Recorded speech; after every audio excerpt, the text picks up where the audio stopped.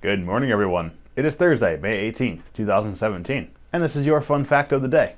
On occasion, we like to examine some historical fallacies, some misheld beliefs that a lot of people have as far as how things actually went versus how things went that people think they went.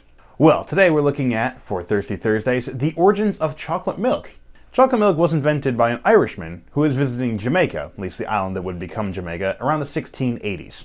Locals mixed the cocoa, which was fairly abundant to that region, with water, which this visiting Irishman, Hans Sloane, he found it nauseating.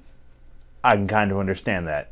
Instead, Hans mixed it with milk to make it more pleasant. He brought this recipe back to England with him, where pharmacists actually decided to start marketing it as a medicine.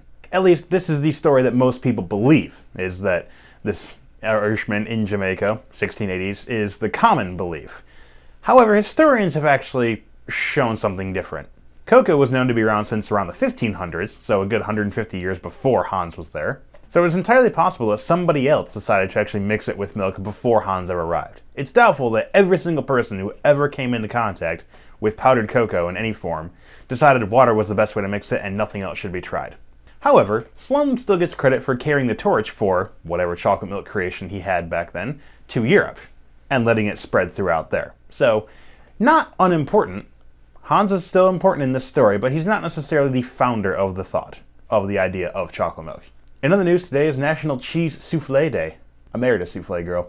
It is also National Visit Your Relatives Day. Probably not going to make it. Usually work pretty late on Thursdays. Hope you've enjoyed this fun fact of the day. See you tomorrow.